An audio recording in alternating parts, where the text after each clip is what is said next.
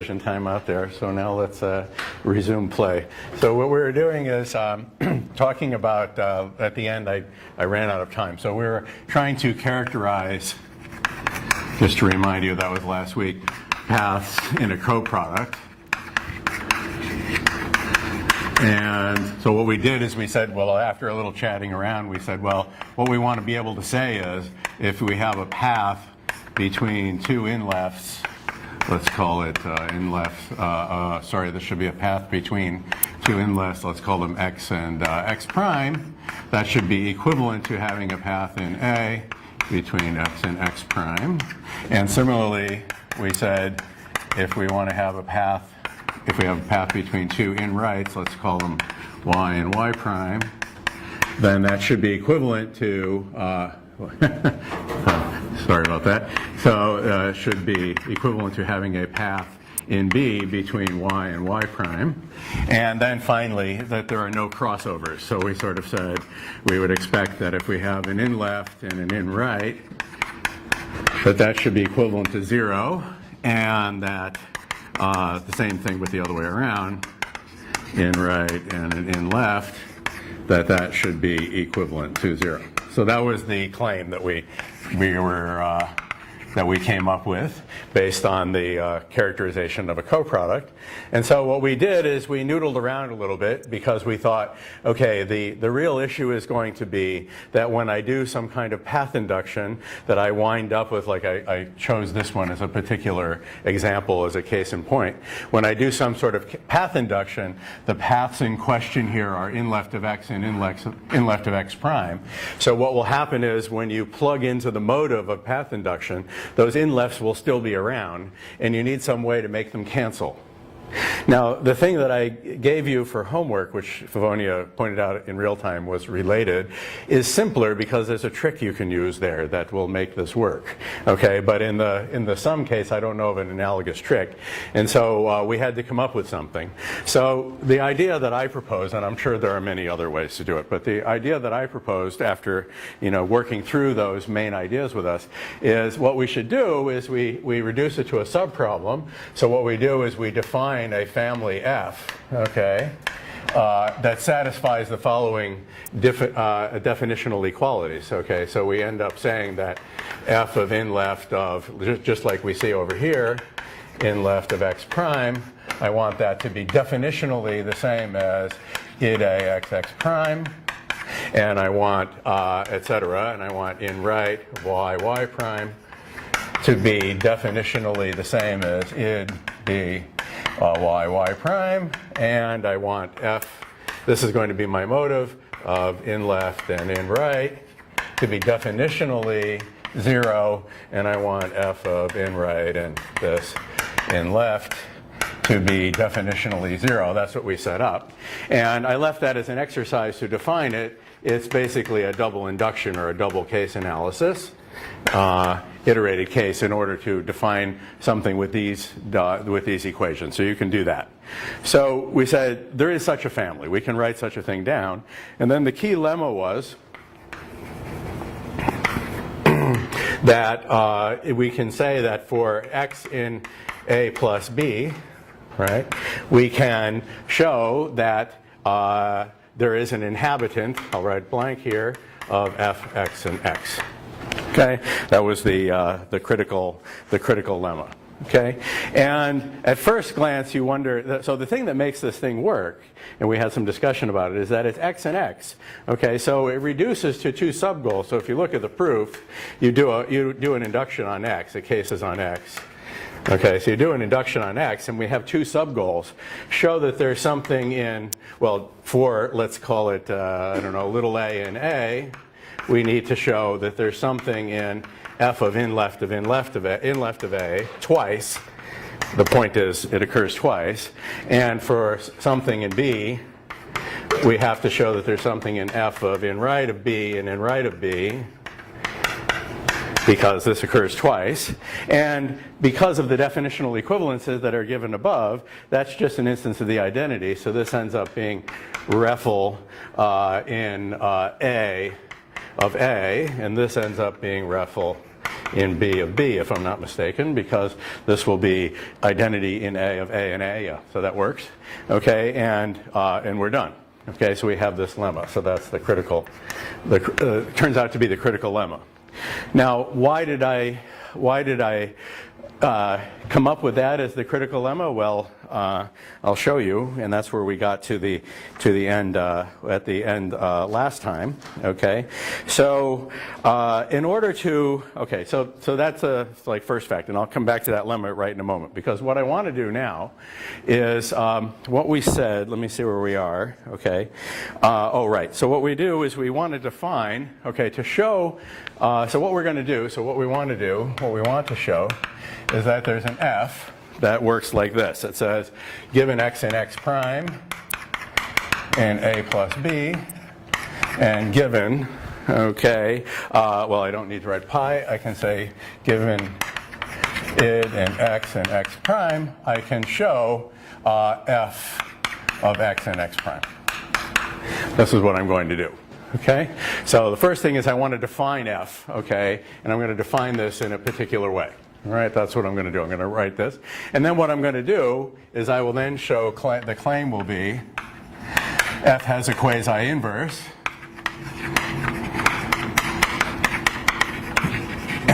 and is therefore an equivalence.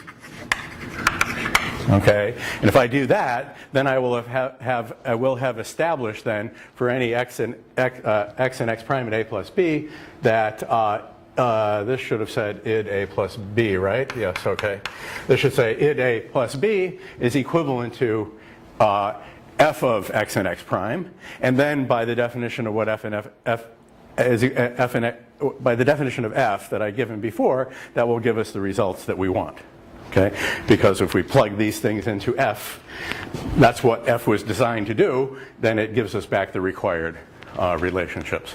Okay, so that's why. So the first thing, f is an equivalence, and then therefore we get the stuff that's on the left-hand board. So that's the plan. So here we have to give a g. So I have to define, excuse me, what f is. So I'm going to define f. And so f is going to be, lambda x prime. It's going to work like that. Let's see, let me check what's going on. Oh, yes. And then we do this iterated case. And then we'll see where the lemma comes up. So we do a case on x, right? So now there are two possibilities on x. X is in a plus b. So it could be an a. All right, and what do I have to show here? I have to exhibit something. So A, let's write it. A is in A. Write it like that. And then I have to exhibit something, and what does the type of that have to be? It has to be, guess what? F of in left of A, in left of A, in left of A. Why? Because the motive for the case is F. Okay, that's what I'm going to do here. Oh no, yeah, well that's what needs to happen. Okay, sorry, the motive is not quite that. It depends on. I have to do one more thing. All right, sorry about that. That is true what I need here, but I need to leave a little more room. So what I do here now is I do a case x prime, okay, on x prime, and now it might be, let's call it a prime, which is also in A.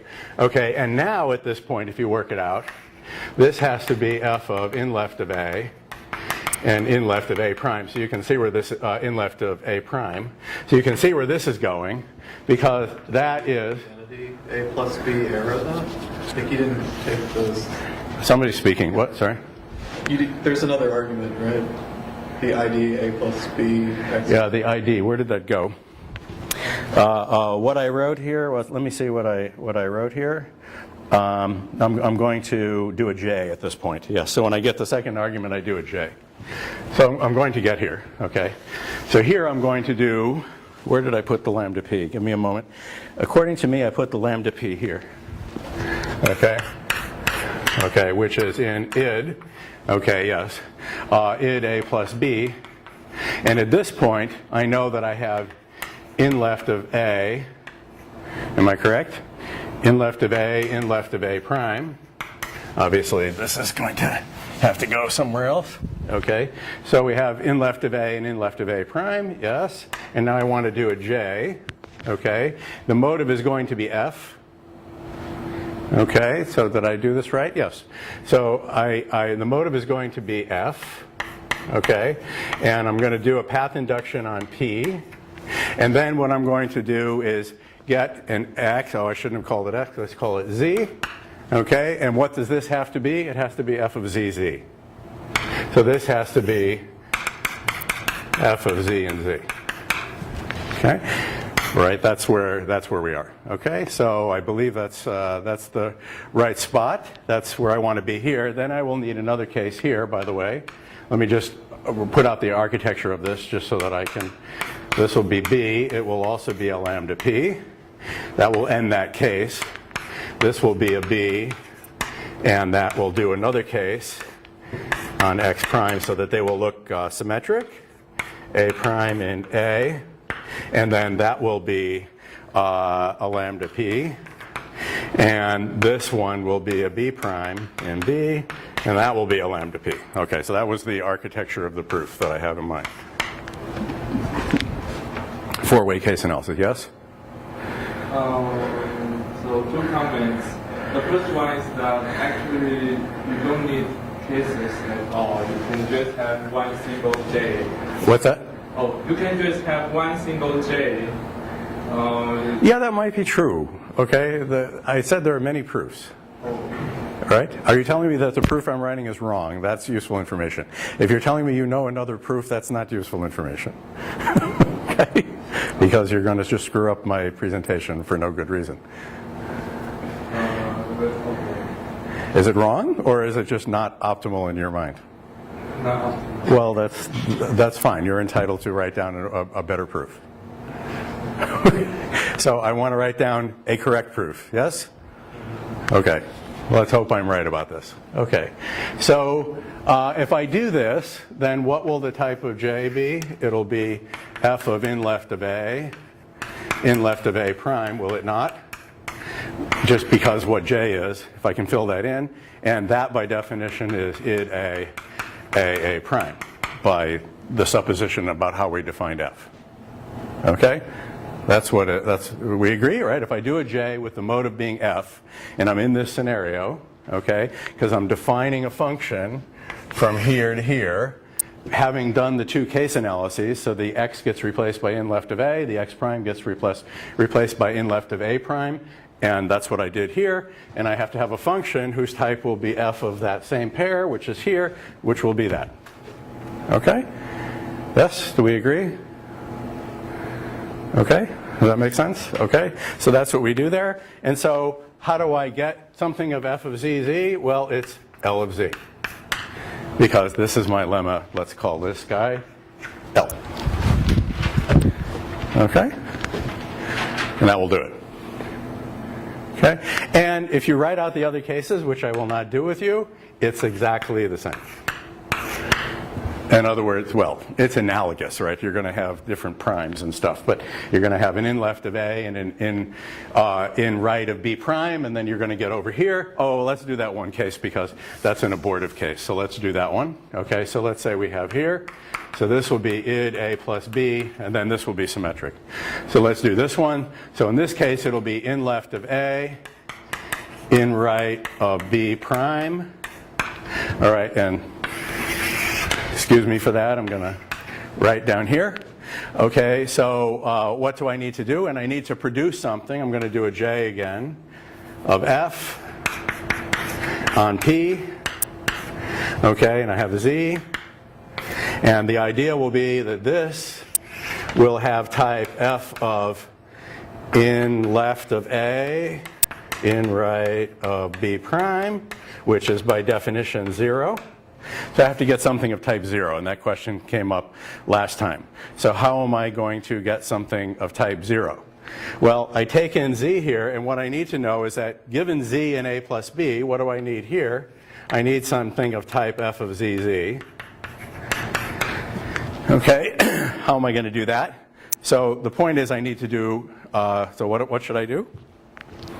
Tell me what I should do. Dump to dump.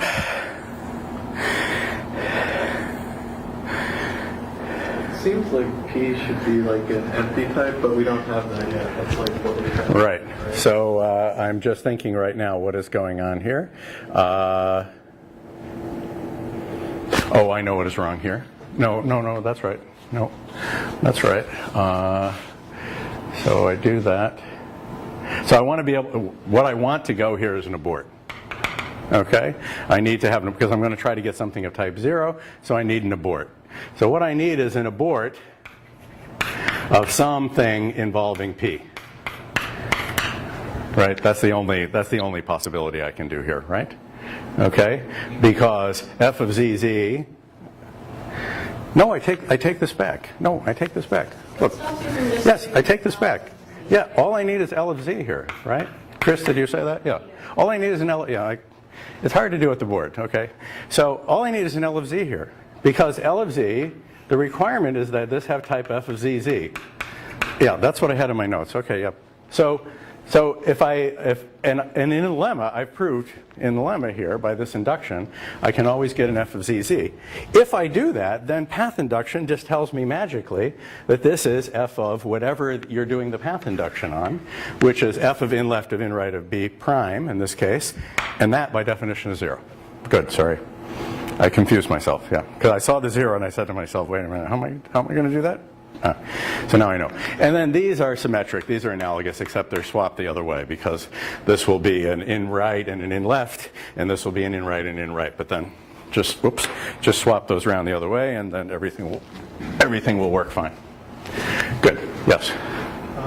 I think, like just by coproduct quality, all your branches are identical, right? Yeah, they are. Yeah. So you can optimize the proof. So all I did was I said to myself, when I write down the proofs, I'm trying to think of you, and I'm trying to write out, like, what is the most careful way to do it? Okay, yeah, probably this is a more optimal proof, because there's a more optimal way to do it, because every one of these branches is identical, so probably I can factor it out and not bother to do that, okay? So, I don't know, but that's not important for my purposes, right? We're not assessing the, like, computational complexity of the proof, we're just saying, is it a proof or not? That's what I'm concerned with right now. So that's a valid, I believe that's a valid proof. Okay?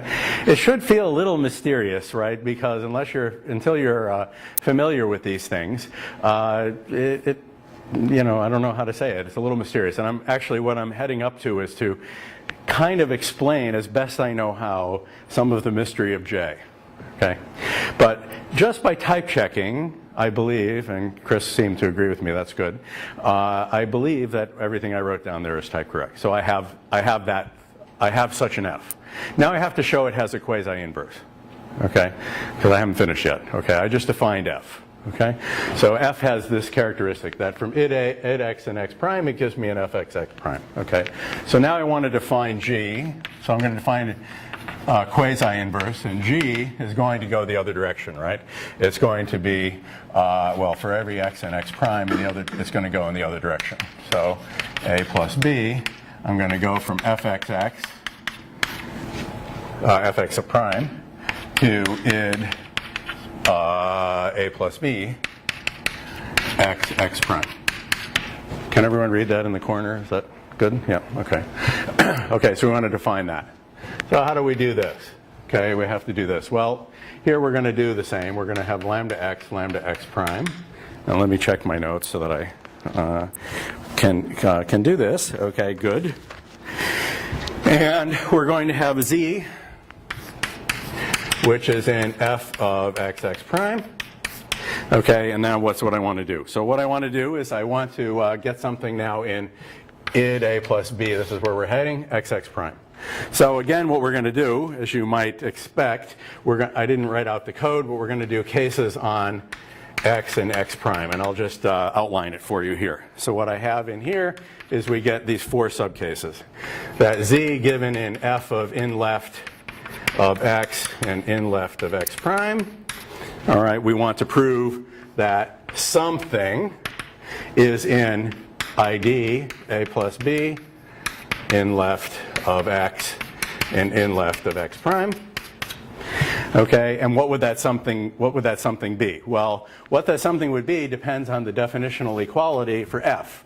This is definitionally equal to id A xx prime by the second board over there. And so to go from here to here, we know how to do that. That's just the functorial action of in left on z. I write it like that.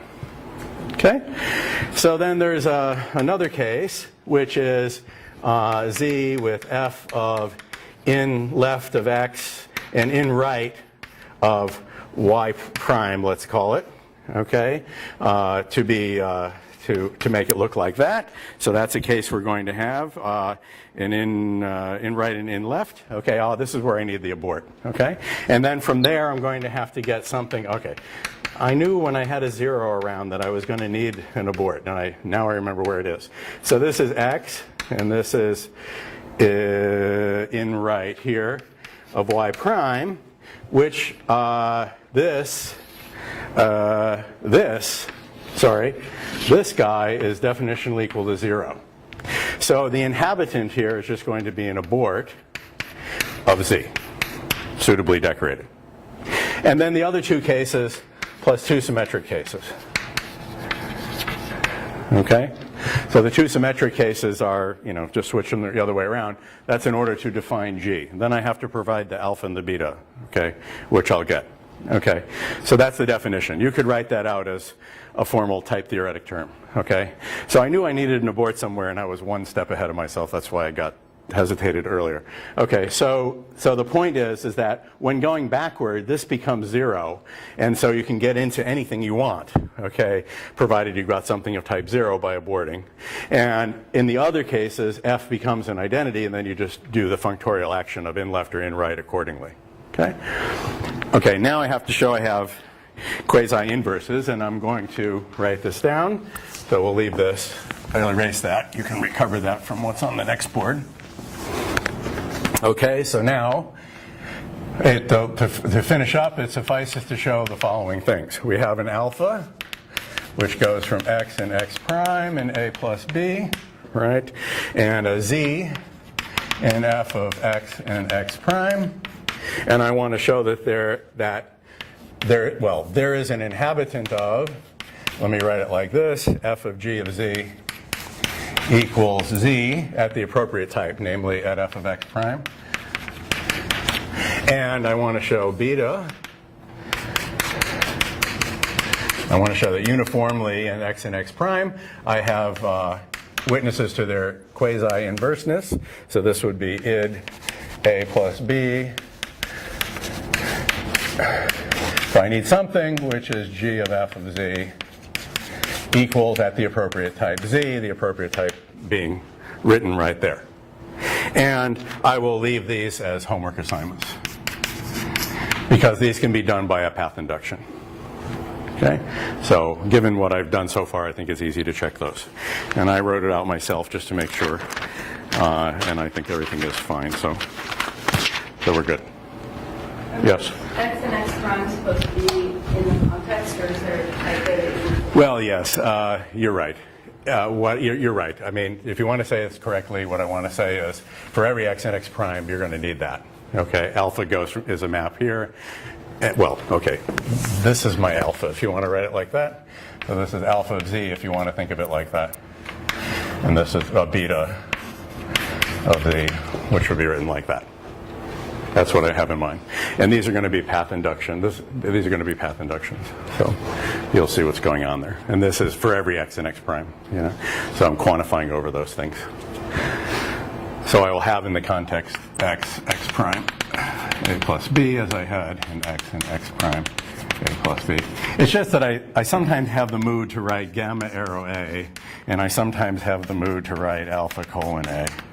And then I sometimes have the mood to write it alpha of all the various x's that are in gamma and a. There are just different ways of notating it.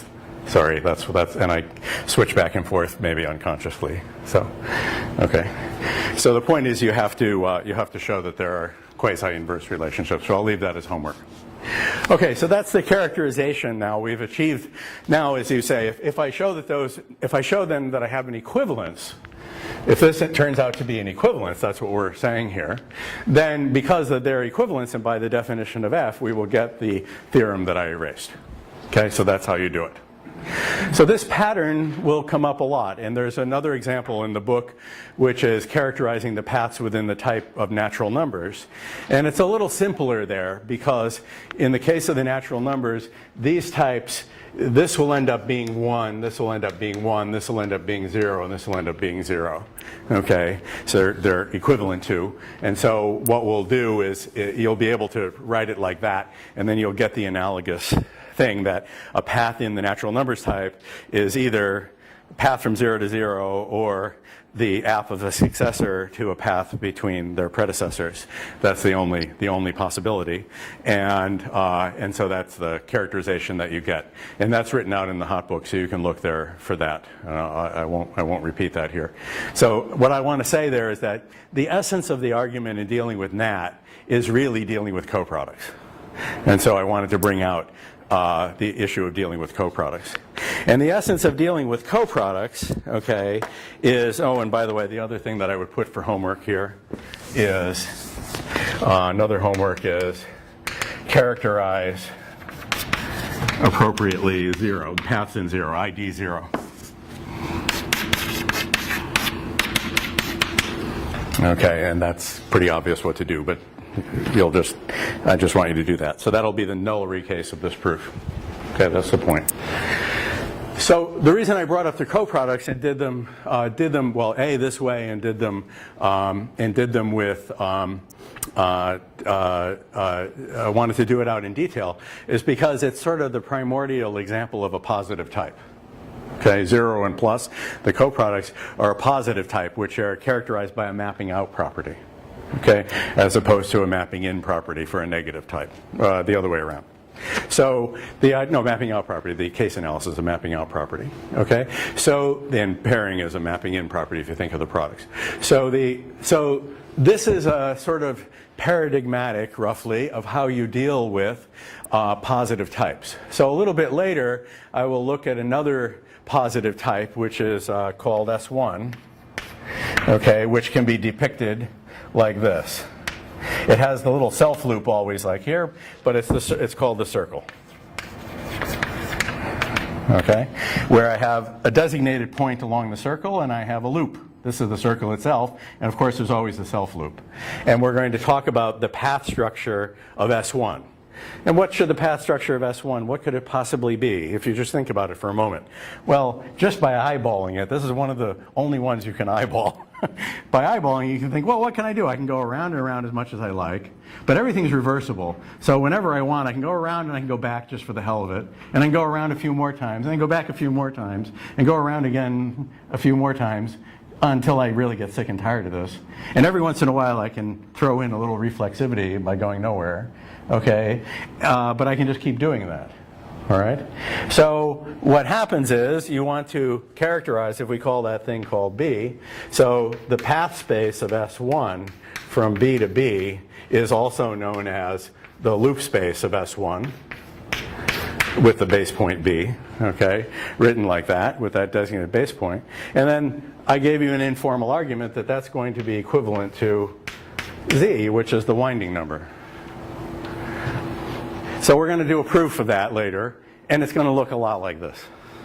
Okay? Yes? So when you abstract this out, you're going to be able to do in a type theoretic sense homology of these structures? Yes, well, homotopy. We'll be able to characterize the homotopy groups of certain of these structures. So what will happen is this will be specified by saying, let me just write it down, and then we'll have loop, which is in id S1 BB. And this will constitute the definition of the circle. That will be a higher inductive type. Okay, that's what's going to happen. And then I have a mapping out property associated with this, which is a kind of what is called a higher induction. Okay, an induction principle, which lets me consider all the 0 cells, which are B, and I must respect all of the 1 cells, which are loops. Okay, and there are no others. And then I will be able to show, I'll also be able to give a definition of Z. That's not a problem. Okay, one can do that by formal differences of natural numbers, if you like. Okay, quotiented appropriately. Okay, and which is quotienting will itself be an example of a hit. So I'll be able to define Z using also a higher inductive type, and then I will be able to show that this type and this type are equivalent. So I can do basic homotopy theory in this setting. And it's completely abstract in the sense that I don't require, I'm not really relying on anything being a topological space. I'm just relying on there existing certain path structure and thinking in terms of an abstract notion of path. So it's an example of what is called synthetic homotopy theory. So that's what we're doing, what we will be doing. Can you keep the same theoretic structure of the topological space that you're essentially categorizing? I mean, when you do this, right, you're sort of... So there'll be a model of homotopy type theory in, for example, category of CW complexes or in category of simplicial sets, so that you can recover like standard topological notions as special cases.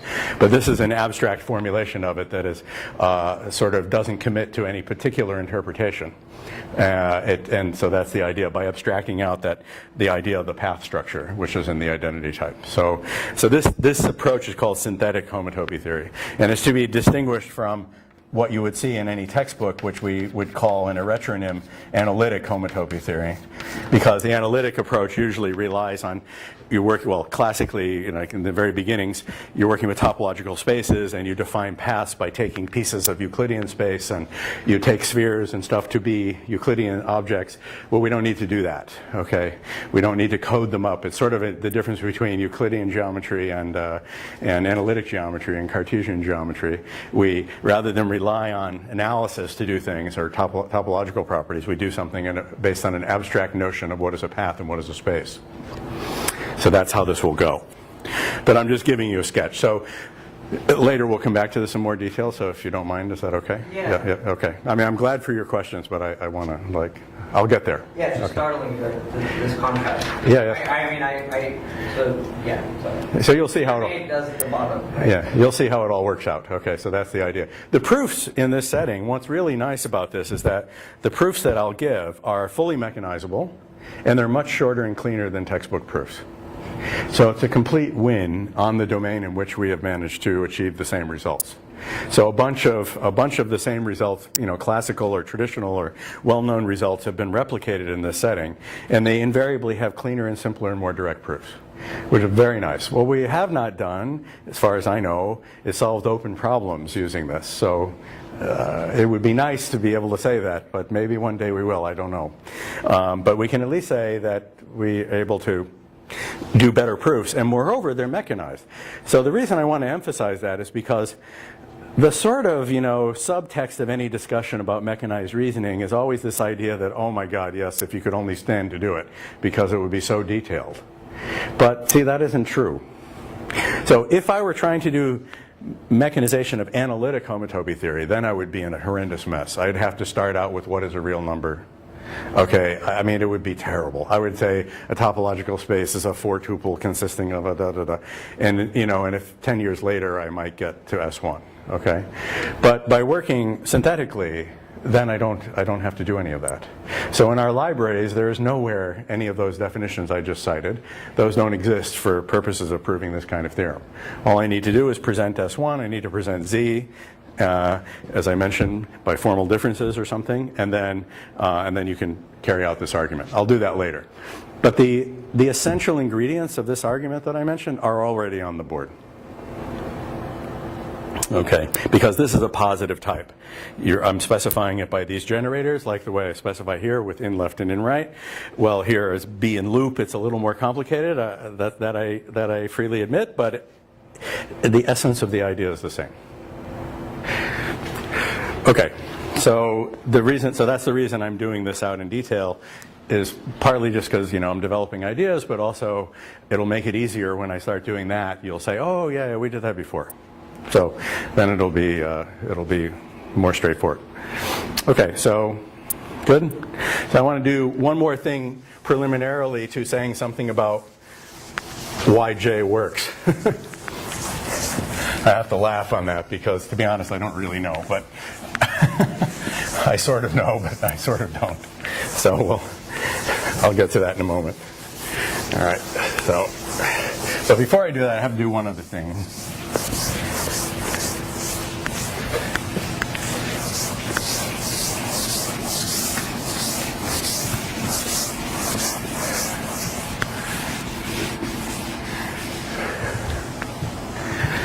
Okay, so the other thing I want to do is this, is characterize paths in the identity type. Okay, so this is what I want to do. Okay, so now we're characterizing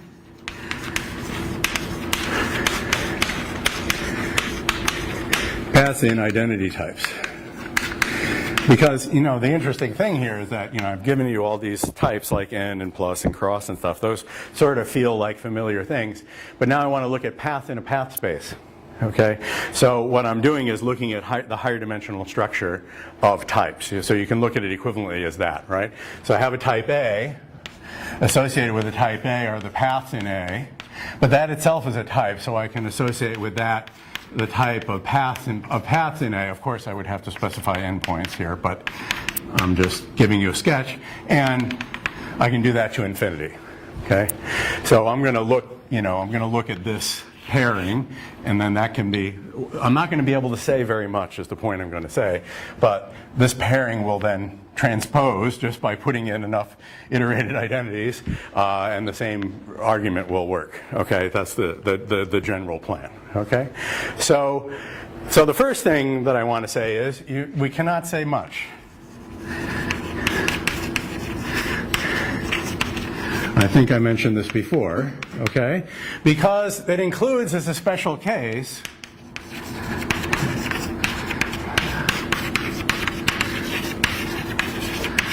things like the loop spaces of all spheres. And those are not characterized. Okay? Those are not, people don't know what they are. Okay?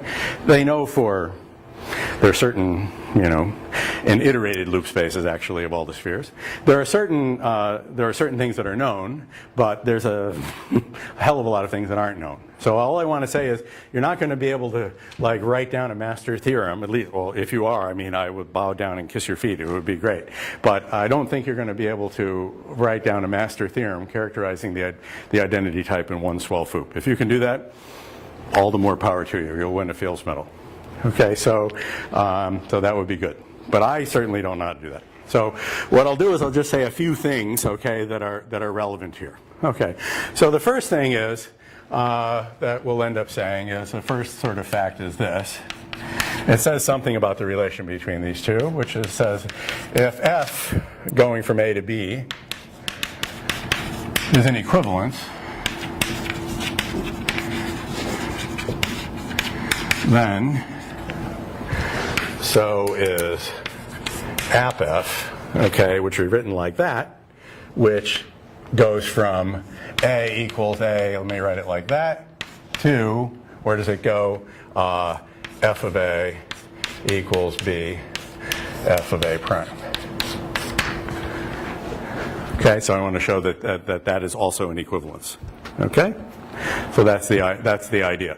So we know AppF we've defined previously by a path induction. We've given a map that goes from left to right. So we know what that is. That's already been done. So the idea is I have to exhibit a quasi-inverse. Okay? So what we do, so let's write it down. So we know that F is an equivalence. So let's write down what we have. So what we have is we have F is from A to B. So, right, and so we know it has a quasi-inverse. That's all I'm going to need. So I have an alpha, which takes, let me make my notation consistent. So we'll call that the quasi-inverse. You could call it anything you want, but to remind you, I'll call it F inverse.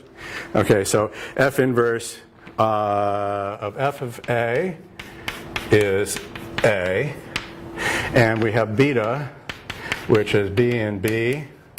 F of F inverse, if you go backward, that's B, and you get B. So this we have. In other words, because being an equivalence, F has a quasi-inverse. Okay, that's there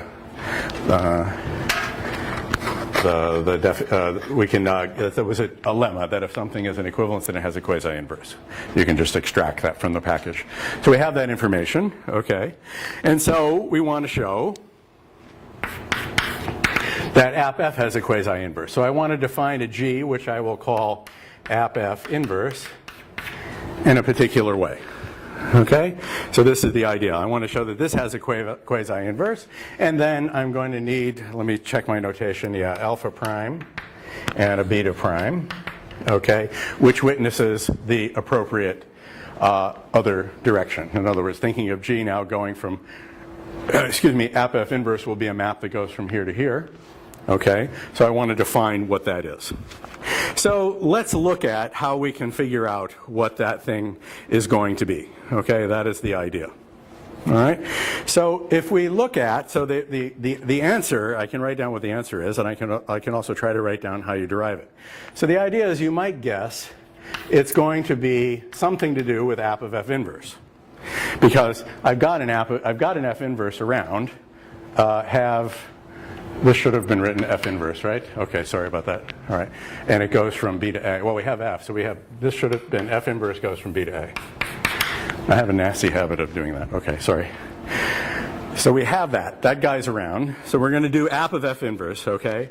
And what is F inverse? Let's just check, just so we know. Let's write down what is the type of app of F inverse. So we have this thing which goes from B to A. So what it does is it takes proofs of equations in B. So in general, for any B, it says if you tell me B is equal to B prime, then what that thing does, it turns it into F inverse of B, a proof that it is equal to that. I'm just reminding you of the type here, okay? And what I need is, so this is what I have, okay? And what I need is something that goes from, in particular, F of A equals B, F of A prime, to A equals A prime. So you can see where we can think of, take this as my B, that's fine, so I'll put F of A and F of A prime here, but I need to do something to mediate between these two things. So, in other words, so this is what I need, okay? So we know that if I take some path Q in here, then what do I know? That app of F inverse applied to Q, right, like that, will be a proof that F inverse of F of A is equal in A to F inverse of F of A prime. Correct? Okay, so we know that. Okay, so we do that. So we're on our way to defining this thing. And then all we have to worry about is, what is the relationship here? Well, what do we know here? That if we write the arrows in properly, okay, so what will happen is, I have this proof of equivalence, and then I'm going to have a proof of equivalence here, which is going to be given by the alpha. That says alpha inverse alpha of A. So that will be, if I'm not mistaken, alpha inverse of A. And this one will be beta, what do I have written down here? Somebody's grumbling. It's alpha again, right? Alpha here? No, it's alpha over here. Yeah, it's alpha over here. So let me write it. Yes, it is alpha over here. It's alpha of A prime. Yeah, A prime. It's just alpha. Symmetry, right? You have to. Oh, it depends on how I define. Alpha takes an argument. Okay. We agree? Alpha takes an argument. Okay. So I have alpha of A tells me this is equal to that. Alpha inverse of A says that this is equal to that. So if I then string these together, okay, then what I can do is I can define this guy to be, you first do alpha inverse of A, then you do app of F inverse, and then you do alpha of A prime. You do alpha inverse of A, the thing I get from app, alpha of A prime. It's a little confusing because by alpha inverse, you don't mean the inverse of like taking such an equality and producing it, right? Let me write it as alpha of A inverse. Okay. In other words, this is the symmetry action. I'm sorry, I should have written it like that. This is the symmetry action on the path. That is, let me write it like that. Okay. In other words, alpha of A is a path from here to here. But because of a groupoid structure, I can invert it. Okay, so that's what I meant. Okay, so I invert that, and now I have a path by concatenation. I go up here, over here, that's given by app F inverse of Q, and then down here because that goes in the forward direction. And that's how you get that equation. Okay, all right, so that's what you have to do there. All right, and now what do I have to do for alpha prime? Okay, so what I need is, for every P in A equals A prime, right? I need to know, well, guess what? That alpha, so define AppF inverse of AppF of P is equal to P, and where would that be in A equals A prime? If you think this starts to get hairy, wait till you see what I do shortly. And then I do this. I said for every Q in F of A equals in B F of A prime, I want to show that AppF of AppF inverse of Q equals Q, and again in the appropriate type, which is F of A equals B F of A prime. Okay, you have to keep track of those sort of abstract types. Okay, so that's the idea. And now if you crank that out, maybe I'm not going to do this here, but if you crank this out, these can be done by path induction. So I'll leave these as exercises, which is these are both proof by path induction. I wrote them out so I know that they work, but I have a feeling it wouldn't be that enlightening for me to write it all out right now, so I just want to give you the main idea, okay? Because anybody's eyes glaze over after the guy stands up there scribbling on the board for too long, then nobody knows what's going on. So I have to do that. Okay, yeah, so I wrote that all out, and it works nicely, so you should do that. Okay, so that's the first thing I wanted to say about the identity types. Okay, we're going to need that a little bit later. That's why I bring it up. Okay. Alrighty. Now I want to say one other thing about the identity types, which is you could think of it as inspired by the categorical perspective on what is going on here. If you think of these things in terms of identity types. So the idea is that, what I want to say now is identity types correspond to HOMs in an infinity one category. Okay, that's the idea. Because what is happening is, right, if you look at, the idea is that if you think of id A, x, y, what I mean by this, where x and y are in A, I'm saying that corresponds to the maps, okay, in that category between x and y. That is the sort of idea that I want to get across. And the point is, as you probably know about Hom functors, is they are contravariant in this position, they're covariant in this position, and they're given respectively by pre and post composition. Okay? That the idea is that if you look at the functorial action, so Hom is a functor, so the idea is that Hom A is a functor that is contravariant in the domain position and covariant in the range position, that is the domain and the range of the map. That's a fact that we get from category theory. Okay, that's a standard thing. And the same thing is going to behave here, is going to occur here, because id A is a family of types. Well, doubly indexed family of types. It's a family of types, which we say is a fibration. Okay? That's the idea that we've talked about before. So in particular, there's a path lifting property that tells me what happens when I have x, y, and I look at id A x prime y prime, where I have paths around, let's say, x to x prime, let's call these paths, and y to y prime, okay? Then what happens is, right, that you get path going, you get an action that says, well, this is equal to this is equal to this, and so these by a transport property, there's going to be a transport property between them. And the directionality is here, is if I have a path P here, this thing will be P inverse, okay, and this will be P, and it's given by post-composition and pre-composition here. So we pre-compose with P inverse and post-compose with P. A little bit similar to what I did there, okay? So the way to explain that in type theory, so that's like an analogy that says we should expect this. That's what's going on. And so the idea is that in an infinity one category, except for the first level, all the Homs are groupoids. Weak groupoids, that is groupoids up to higher homotopy, right? So the idea is that there will always be these inverses around. Okay, the symmetries obeying the coherences that we discussed already about the higher groupoid structure of types. So that's what happens in an infinity 1 category, and identity types are presenting such a thing. And so this is what I want to bring out. So the way in which we do this, okay, is we look at the transport property, okay, of transport properties of this. So we look at the transport properties. This is the fibration properties of identities. And it ends up there are three different ones that I look at here. Okay, so let's look at this. Okay, so the first thing is define, just for convenience, EXY to be id A for some A XY.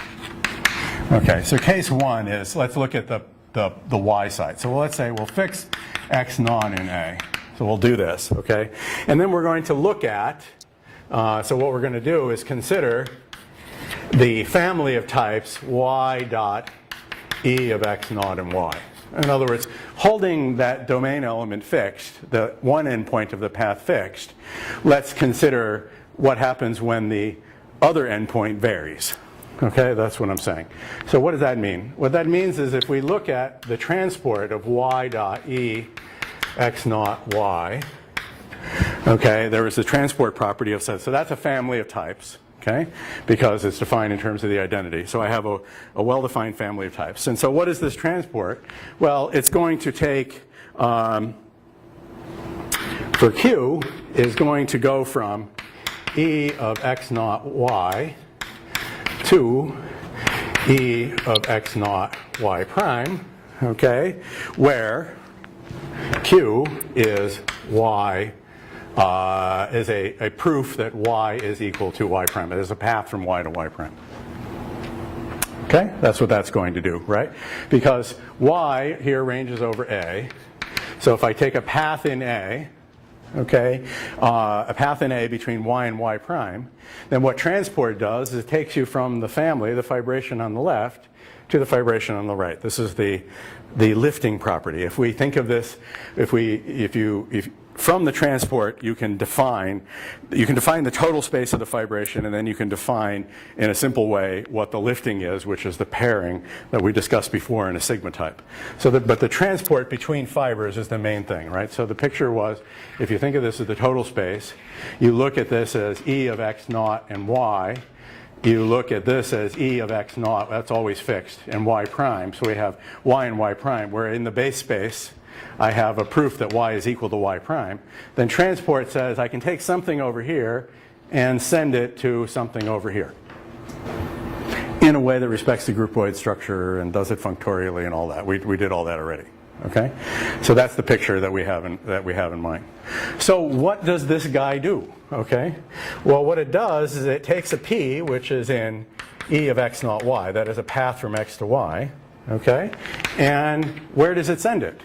It sends it to q dot p with post composition. Okay, that is the idea. No, it's excuse me. I'm getting it's p dot q. I'm getting my circle and dot mixed up. So this was it's post composition, but it's pre concatenation, and I got screwed up. So if I write it as concatenation, this is pre concatenation. That's the way it is written in the book, which is post composition. Okay. So I do the path p, which goes from x naught to y.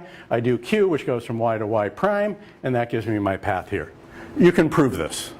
Okay, so I'm not going to prove this on the board, but you can prove this. So this you can check. Second thing is, now you know what I'm going to do. If I fix a y naught in A and consider instead x y naught, that family of types, then if you look at what transport does on x e of x y naught, on, did I call it q again? Let me try to know p this time. I call it because it is in x. So this is a path from x to x prime. Okay, then I want that to be a mapping from the corresponding fibers, which is ex y naught into ex prime y naught. And guess what it does? Okay, well, what it does, it takes q, which is in EX Y naught, and sends it where? Well, I've got a path from x to x prime, and I am got a path from x to y naught. So what I can do is I can do q dot p, which if it were written in function composition would be pre-composition, okay, but it's written like that. Okay, which like that. Oh, no, I'm sorry, I got it wrong. No, let me look here. Did I get it wrong? Oh, I have here, no, since q to p inverse q is what I have written down here. That's another way of writing it. Because up to homotopy, that's q inverse p. Okay, and then finally, right, okay, so I need that. That was what I was saying before about p inverse, okay? So that's what we do there. That's the picture I have there. And now, and then this is a useful thing, and then that will set me up for talking about J. And now we finally have one more thing, which is let's look at for P and x equal x prime, and Q and E of XX, let's look at what transport does. Transport of x, E of XX, okay, on P is, and you're going to be able to prove this again for homework, what does it do? Is it sends Q to the combination Q inverse P Q, just by combining those two previous facts. And that's really the picture that I drew before, over on the left-hand side. Q inverse across and Q.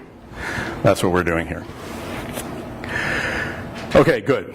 So these can all be checked. So you can check these. This is a simple path induction. You can check, and you can check, and make this as the case. But my main point is identities behave like HOMs.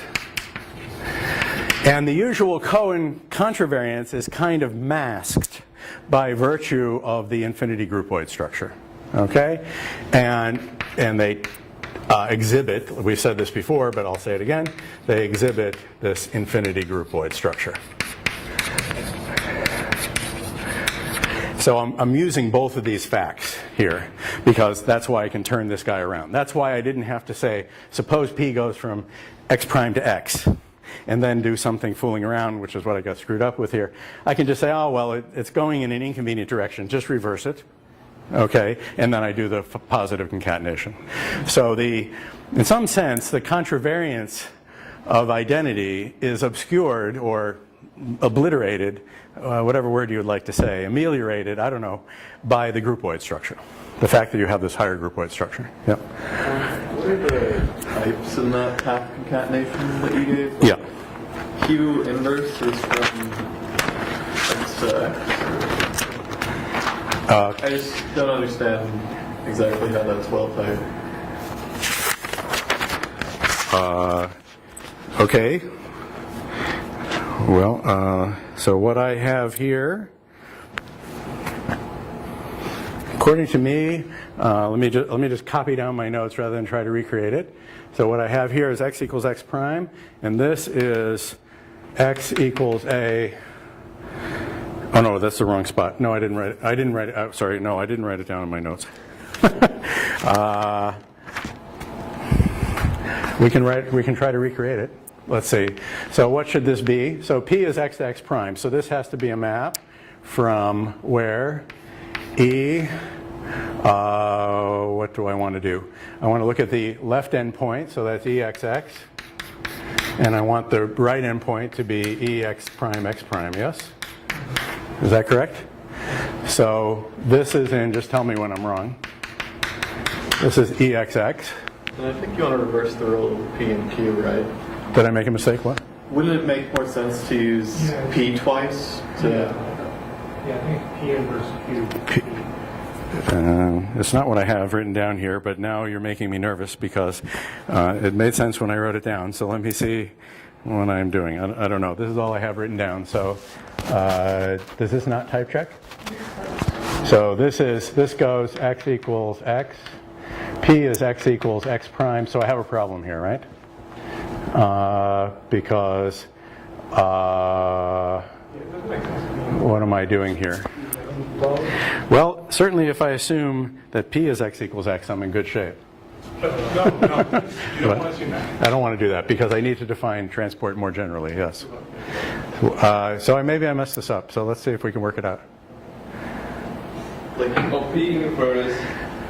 So I go from here to here to here, so now I have a problem because this is x equals x, you're right. And what you want is P inverse QP. Say again, please. P inverse QP. Oh, maybe. What if we do this? P inverse Q P. Oh, yes, maybe, yes, that's probably right. Okay, let's try that. Oops, sorry about that. Let's try it. So P inverse means it goes x prime equals x. Q is x equals x. We've agreed with that, right? And this is x equals x prime, and so the whole thing is x equals x prime. Ah. X prime.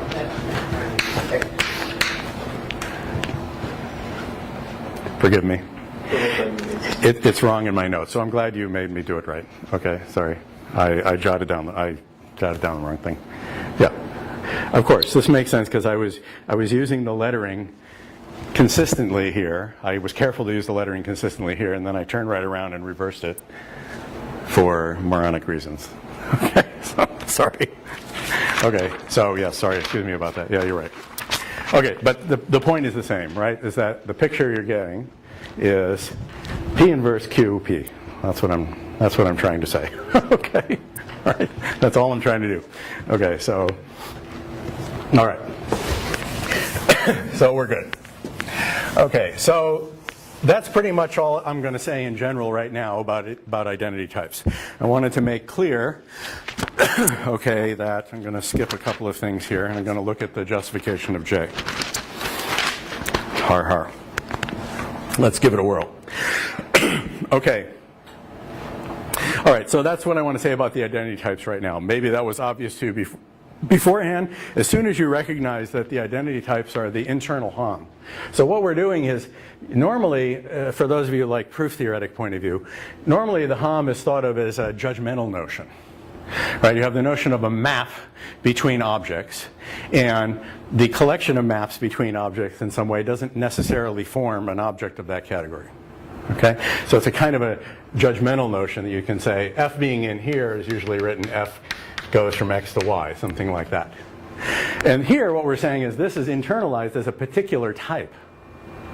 Okay, it's an object of the category. Okay, so that's in essence what is being said here. Okay, so the identity type is getting those higher HOMs. Okay, that's what's going on, is that it's internalizing, and then this is a type of the theory that I'm talking about. So in other words, it itself can participate in maps and be in the domain or the codomain or whatever, as we've done here. We've exploited the fact that the identity type is a type, and we can talk about a map between identity types. Okay, so if I were trying to do that with HOMs, if I'm working with ordinary conventional category theory, I would be working in the category of sets, because normally you say, whatever my category A is, the HOM is going to be a set. That's the typical starting point when people do basic category theory. So this would be some function in sets. But here it's internalized to the theory. So this is a mapping in the same sense that everything else is a mapping in the theory. And so that's like a difference.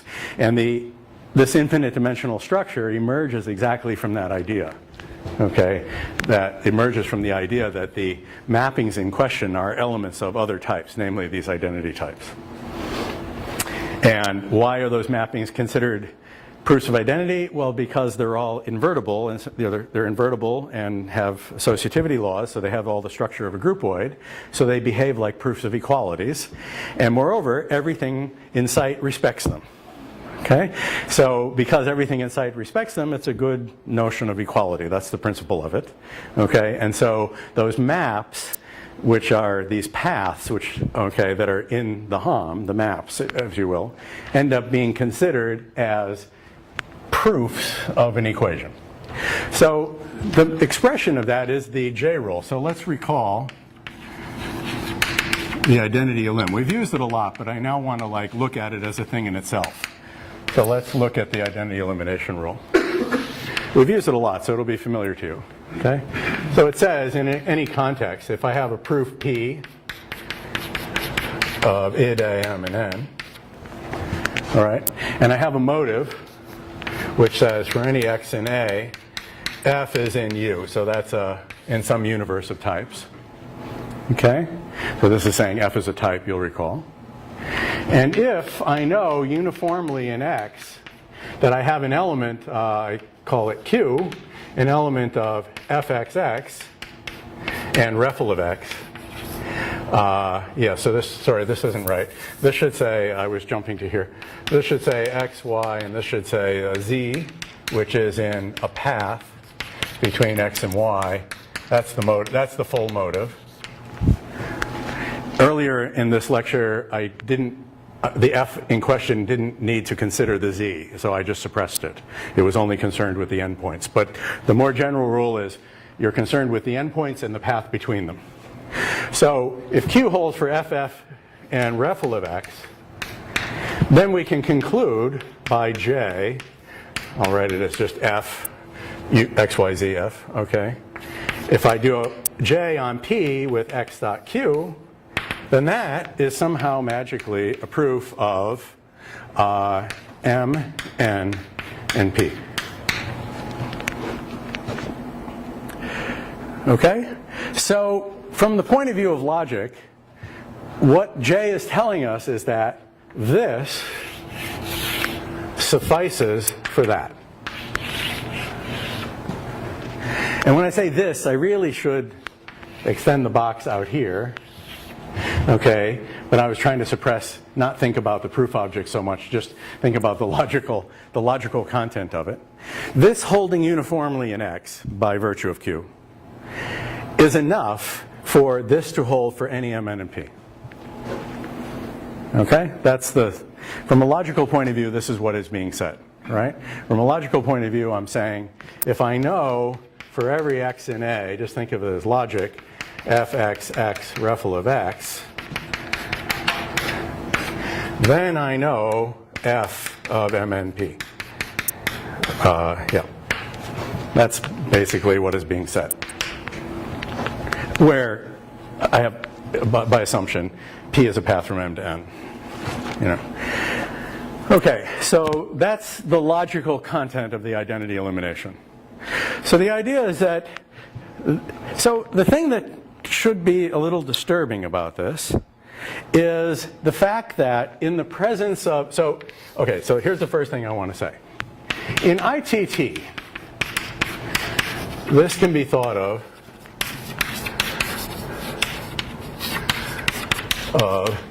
as an induction principle.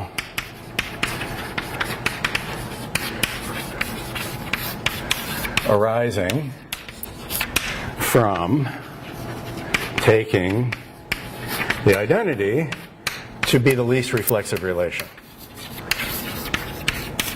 It's like an inductive definition, the least reflexive relation. I emphasize in ITT.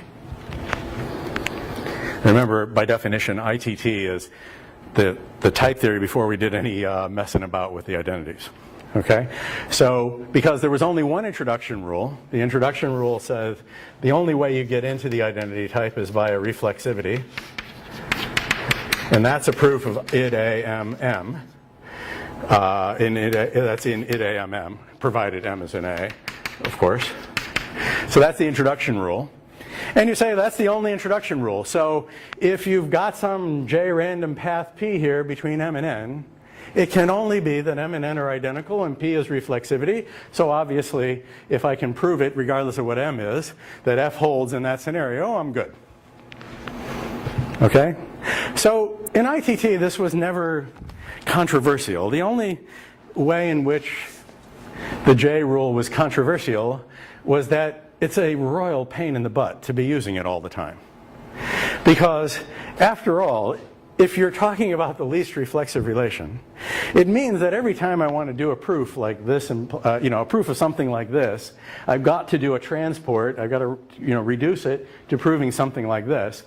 In other words, if I think of this as giving me a kind of transport property, because transport is an instance of J, I have to transport along paths that, in the back of my mind, I know at the end of the day are reflexivities. And so it's like, my God, it's like a bureaucracy, okay? It's like I have to file all these forms in pentuplicate, you know, it's like I've got to do all this stuff, and it irritated the hell out of people. It's very annoying because all you have is reflexivity, and you have to do all these explicit moving around between the fibers, you know, in order to work with it. So we previously discussed ITT and ETT, and so that was a long-standing reaction. Well, it wasn't even a reaction. ETT came first. And in extensional type theory, you don't have to worry about all of that because you say it's the least reflexive relation, so it's equality, and you just say you can always replace equals by equals without remark, and you're done. So for doing set-level mathematics, that is level 0. I'll talk about H levels, homotopy levels next time, but I'll just use this informally right now. For doing set-level mathematics, things that looks like conventional manipulations of sets, you know, if I give you two elements of a set, you look at them, you say, are they equal? They can only be equal in one way. They're equal or they're not. Especially in a classical setting, you have excluded middle. You say X and Y, they're either equal or they're not. That's it. There's no information associated with it. So extensional type theory constructivizes that and says, well, equality is a sub-singleton. That is, it's either inhabited or not. The equality type is either inhabited or not, and the inhabitant is uninteresting. It's REFL. Okay, we know a priori what the proof is going to be. It's just a question of whether it has one. Okay, that's the way it's always been done. Okay, so in ITT, there was like nothing to say apart from complaining about the burden. Okay, all right, but in HOTT, the idea in HOTT, remember, is we interpret identity AXY as a path space between X and Y. So I gave an example. I had the interval. I called the endpoints 0 and 1, and there's a segment that joins them, which I can write it like this. And so the picture is, I have 0, I have 1, I have this path between them, and that's I in its full glory. All right? The tendency is to write one line for that path in that particular case, but let's stick with the notation we're using all the way around. And I gave you another one a moment ago where I said B is in S1, and loop is a proof that B is equal to B in S1. And so we get the picture that S1 has a base point and a loop. And of course, there's always the implied reflexivities. Okay, well, which should really be drawn if I wanted to be consistent. Oh God, that's terrible. All right, well, forgive me. I don't know what else to do. All right, so we have that loop. So we could write it like a double thing, whatever we do. So now you should think that something is seriously wrong, okay? Because as long as you're thinking about J as an induction principle, oh, I've run out of time. As long as you think about J as an induction principle, if you're thinking that way, none of this can possibly make any sense.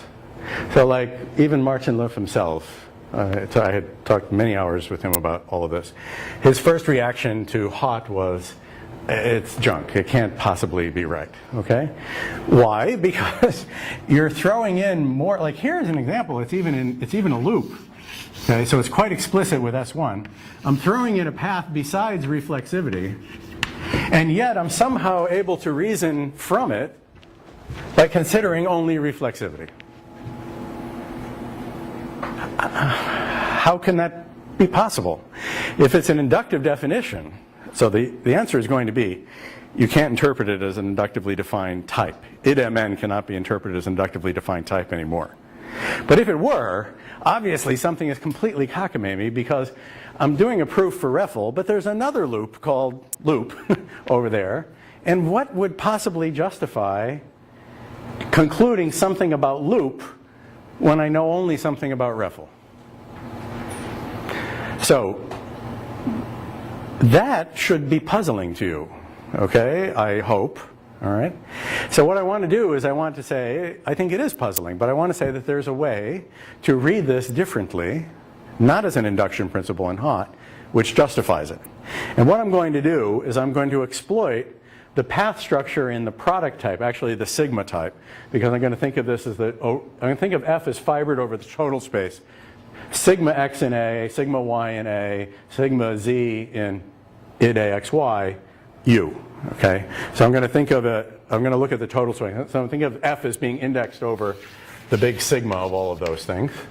Okay, and then what I'm going to do is I'm going to say what justifies this is this arrow says I'm going to show you that there are two things. One, there's a path from XX refl to MNP.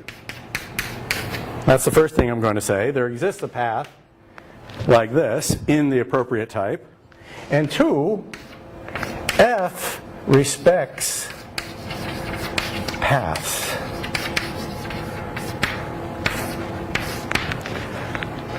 And therefore, if F holds, if there's an element of this type, then I can transport it and give you an element of this type.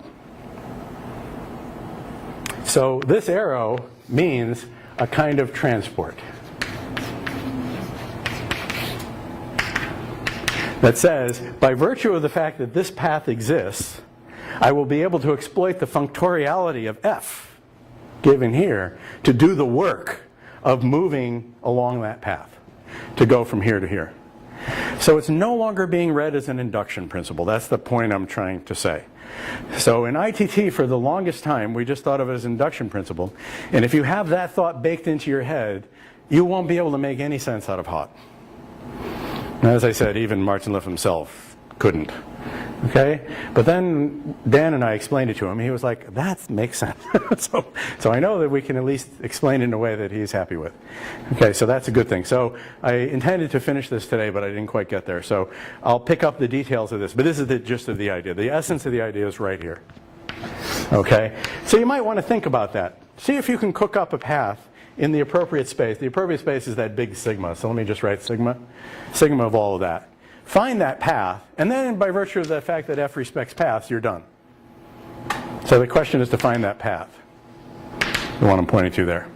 And we'll pick that up on Wednesday. Okay, thanks.